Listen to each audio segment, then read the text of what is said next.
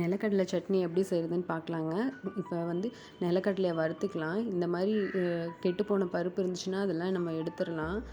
இப்போ வந்து ஒரு வடைச்சட்டி வச்சுருக்கேங்க. அதில் 1 ஸ்பூன் தனியா போட்டிருக்கேன், 2 வரமிளகாய் போட்டிருக்கேன். வரமிளகாய் உங்களுக்கு வேணும்னா இன்னும் அதிகமாக போட்டுக்கோங்க. காரமாக இருந்தால் நல்லா தான் இருக்கும். நான் குழந்தைங்க சாப்பிட்றதுனால நான் 2 போட்டிருக்கேன். குழந்தைங்க விரும்பி சாப்பிடுவாங்க. 2 ஸ்பூன் எண்ணெய் ஊற்றிக்கலாம்.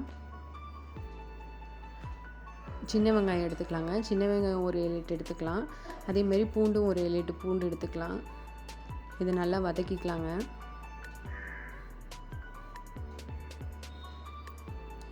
இப்போ வதங்கிடுச்சு. இப்போ கொஞ்சமாக கருவேப்பிலை போட்டுக்கலாம். அதோட ஜீரகம் கொஞ்சம் போட்டுக்கலாங்க. இதெல்லாம் வறுத்துக்கலாங்க. இப்போ இது நல்லா ஆற வச்சு நம்ம ஒரு மிக்சியில் அடிச்சுக்கலாங்க. இப்போ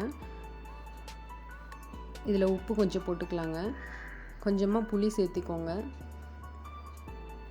அதோட ஒரு 4 5 பீஸ் வந்து தேங்காய் சேர்த்துக்கலாங்க. இதை வந்து ஒரு அடி அடிச்சுட்டு வந்துடலாம். அதுக்கப்புறம் நம்ம நிலக்கடலையை போட்டு அடிச்சுக்கலாங்க.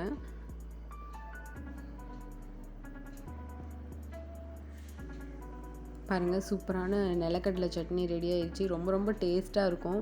ரைஸ்க்கு சாப்பிட்லாம், தோசைனாலும் சாப்பிட்லாம். ரொம்ப நல்லா இருக்குங்க. நீங்களும் இந்த மாதிரி ட்ரை பண்ணி பாருங்கள்.